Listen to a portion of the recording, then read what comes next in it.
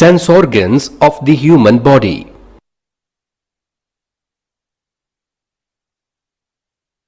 External structure of a human eye consists of eyelids, eyelashes, eyebrows, pupil, iris and lacrimal glands.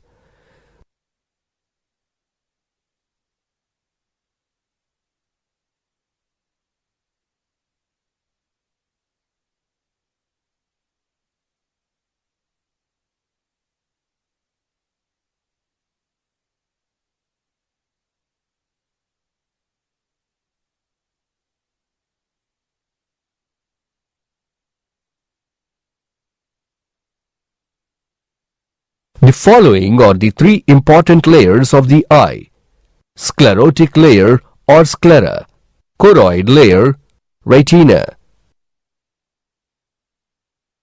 Click each tab to know more. Sclerotic or sclera layer.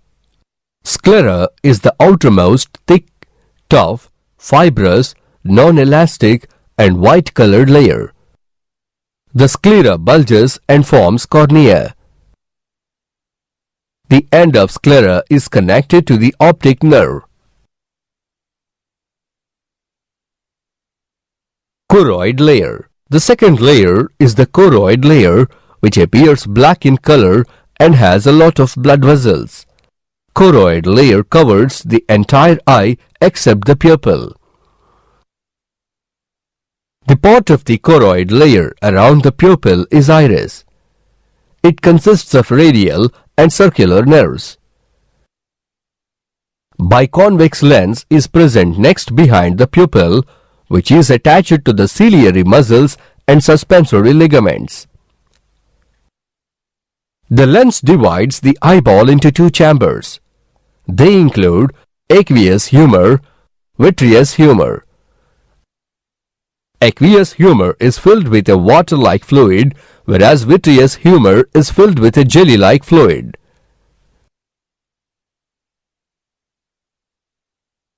Retina.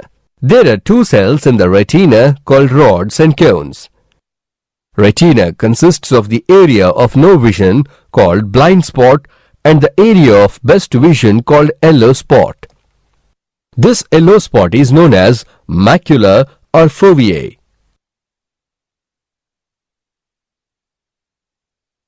Drag and drop puzzle eye. From the image on screen, identify the parts of structure of the eye by dragging and dropping the respective labels. The first one is done for you.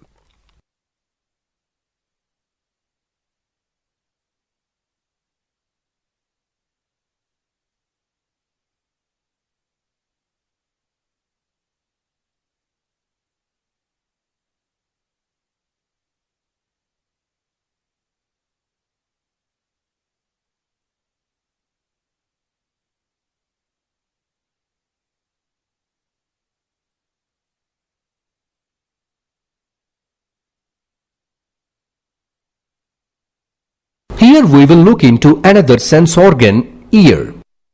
The ear is a pair of sensory organs in the head that collaborate to produce the sense of hearing.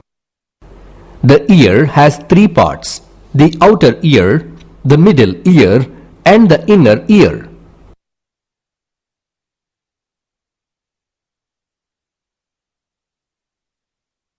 The human ear is mainly classified into three groups.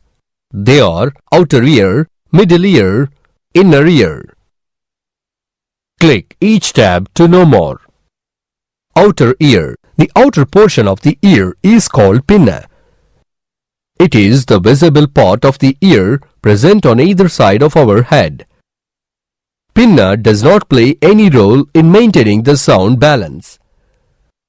Pinna collects sound from the surroundings and passes them through the auditory canal to the eardrum. The pinna is crumpled and is made up of cartilage. It leads to the ear canal. Ear canal is a tube-like pipeline that connects the outside of the ear to the eardrum. You might have observed some wax-like substances in your ear. Where do you think these substances come from?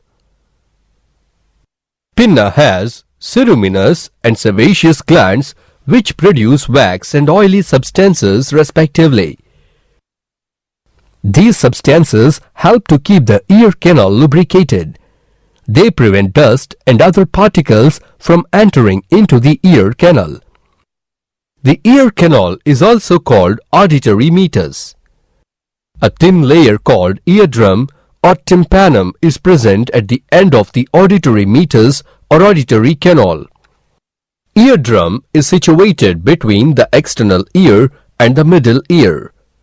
Eardrum is in a conical shape. The narrow area of the eardrum connects to the first bone malleus of the middle ear. We know that the sound wave consists of compressions and rarefactions.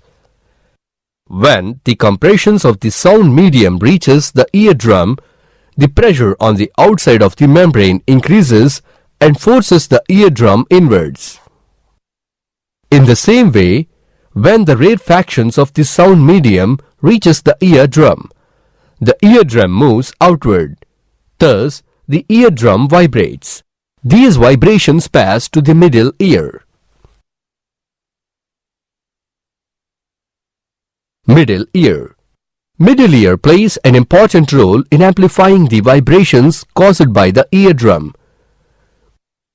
Middle ear has three bones. They are malleus, incus and stapes. These bones amplify the vibrations of the eardrum many times. These sound vibrations from the middle ear are transferred to the inner ear through an oval window. This window is the cover ending of the middle ear. It opens into the inner ear through a round window. Inner ear. Inner ear has a bony labyrinth enclosing the membranous labyrinth. The membranous labyrinth is made up of vestibule, three semicircular canals and cochleae. The vestibule has an anterior part and a posterior part. The anterior part is called sacculus and the posterior part is called utriculus. The nerve fibers from these parts form the vestibular nerve. The semicircular canals are connected to the vestibule and filled with endolymph. The vestibule and three semicircular canals together form the vestibular apparatus. The vestibular apparatus maintains the equilibrium of the body, pertaining to the posture and balance of the body.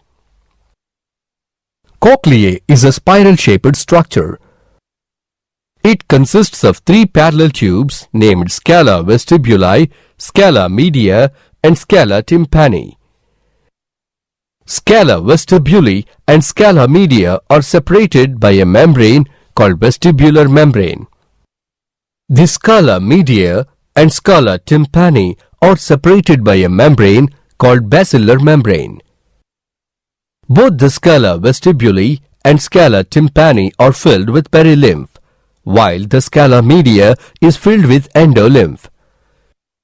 Scala media contains organs of catty and tiny cells called primary sensory cells.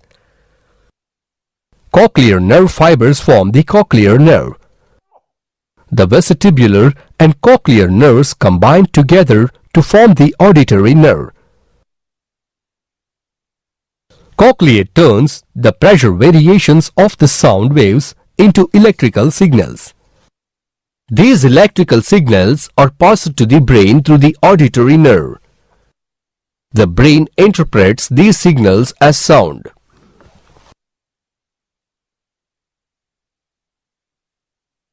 Drag and drop puzzle. Ear.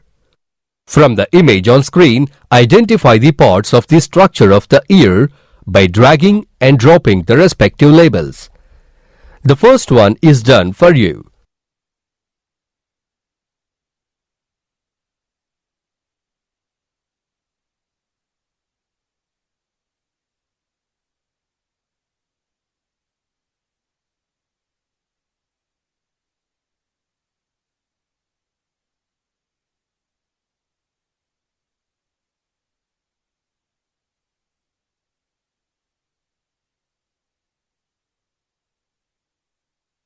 Now let us look into another sense organ, that is nose. The nose, along with the mouth, lets air in and out of the body. It also helps us distinguish between different smells in the air. External nose has two nostrils which are separated by nasal septum.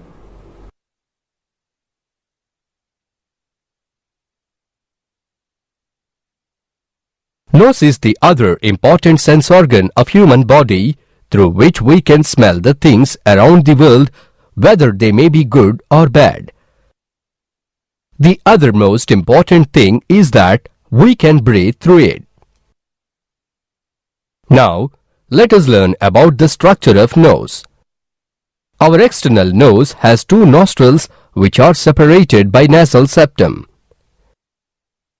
When we breathe air, air enters from the nostrils to the nasal cavity. The nasal cavity is lined with mucous membrane and small hairs. This mucus and nasal cavity helps in avoiding dust, germs, and other unwanted substances entering our body through the nose. Mucous membrane consists of olfactory receptors. The next human sense organ we are going to talk about is the tongue. The tongue is a muscular organ in the mouth. It is covered with moist, pink tissue called mucosa and tiny bumps called papillae. The tongue is a vital organ for tasting and chewing foods and for speech. The flake-like structures present on the tongue are called filiform papillae. The small red-colored roundish structures are called fungiform papillae. The large red roundish structures present at the back of the tongue are called circumvallate papillae. Tongue is used to talk, eat, and taste.